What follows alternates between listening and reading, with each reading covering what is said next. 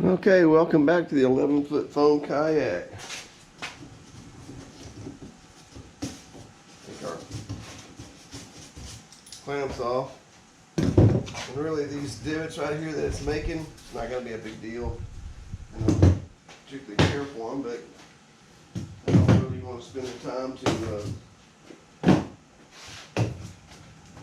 put some wood chips in there. You can do that. Let's see. You can do that if you want to spend the time. Just take something like this and snap it up a couple of times. And I'll show you on that. But right now what we want to do is put our next piece on. And then if you measure from right here to right there, that's 23.5. So I'll measure from here to here is 23.5. And then probably what to do is make sure you get them both the same length. So from the end of that piece to here would be 34.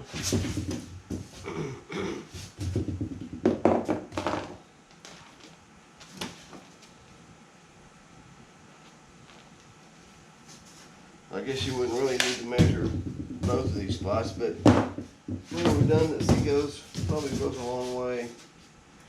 And that way you have the same size pieces for the next whatever scrap. Then you got this little bit of a corner hanging off here. So let's first make sure you get it dusted off so that it will stick properly.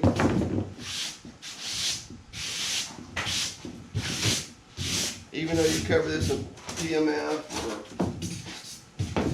fiberglass, whatever you're going to cover it in, you still want to make sure that your structure is solid.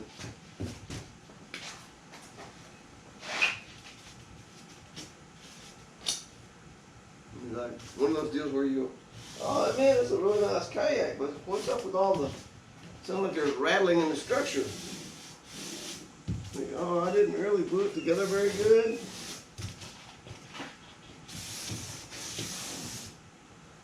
So basically it's kind of like a baby rattle. Let's see if we're all good here.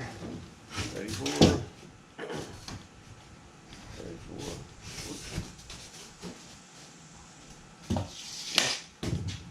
There. Normally I just roll that over, but it would obstruct your view.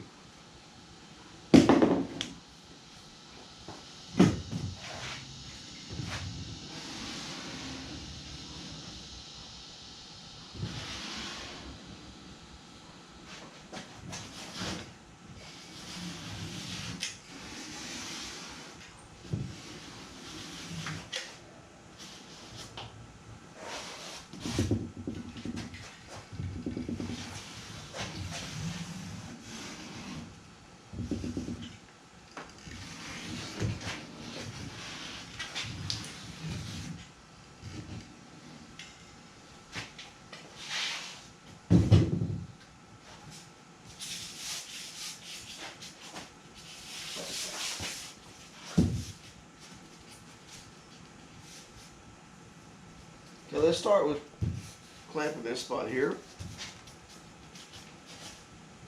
since that's where our marker is. And we can put this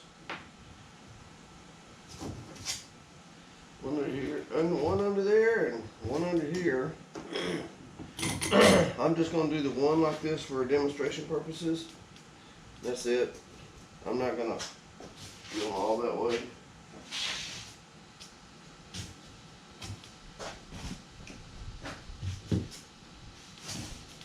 It's important to make sure your glue dries well. I don't know if y'all watched that last video. I had let it dry overnight, and I had a bunch of weights on it, and right here where my seam was, it just went boing, popped down. So I fixed it the next day. And these clamp type, compression type clamps right here are just probably all you need. You don't even, you don't need to crank them down. Like these screw type, you can get them really tight. And that's great for woodworking, but on something like this, you don't need to clamp it down that tight.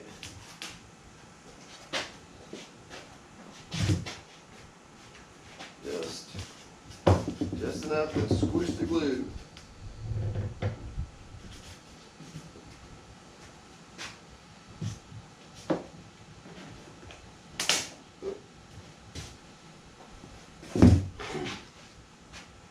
I think I'll put this one here for the extra weight.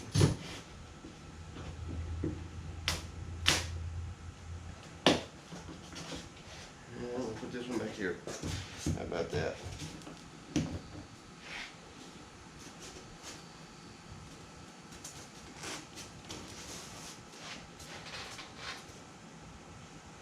I tell you, little mistakes are not a big deal, and they're really not. If you can do everything just as, basically you build a good foundation, you're on your way. But if you don't really build yourself a good foundation by starting out with everything square, and when you get down the road, or further on with the build, let's use those words. And further on with the build, then things start getting a little bit out of whack. And when they get a little out of whack here, then when you start getting up a little bit higher, you get even further out of whack. So, why don't you do that? I can do it. You're gonna need to sand that thing.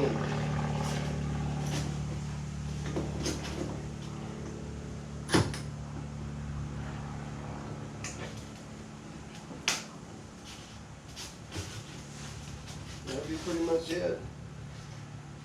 And then once that gets dry, I'll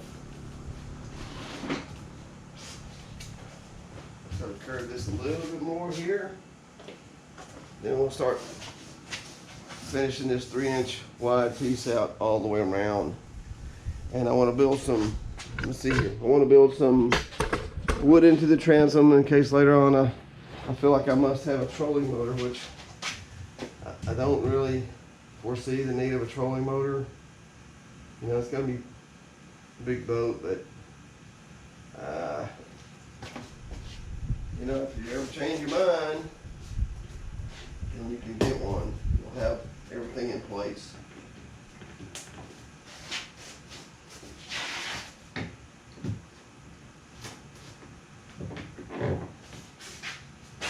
If you don't put the wood in the transom now, you can never do it. Alright, let's put a few spikes and make sure we get this thing holding where we want it to hold.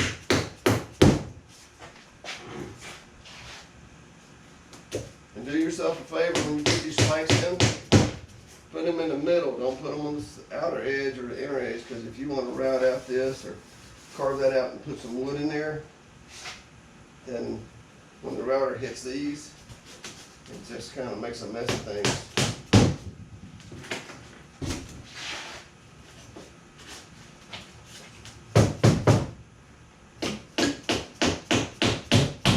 It's already sliding on me.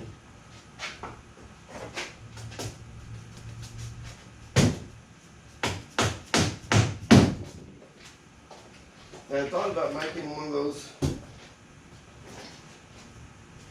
little kayaks I saw where it didn't really have an edge, and it's a little pedal kayak. Of course, I'm not going to make a pedal, but I thought about that, and I thought, well, you know what, that's great, and it's lighter and all that, but the thing is, I don't want a wet boat or a wet riding boat, and that can cause your boat to be, splashes over the side. If you lay something down, it might roll off. You should always have some kind of a lip. So, you don't lose your tools and fishing equipment. And oh, sorry about that. You don't lose your tools and fishing equipment over the side. Even this boat over here, I went to pick the net up one time, and there was an expensive pair of pliers laying on the net, and it's laying on the net, and the piece of the fabric is over it, so I couldn't see it when I picked up that net out of the box. Those stainless steel pliers went into the water. All right, I appreciate y'all watching. Hang in there. We'll get this thing done one piece at a time, and I'm gonna try not to skip, no matter how boring it is. I'm gonna try not to skip any of the process of the build. Thank you.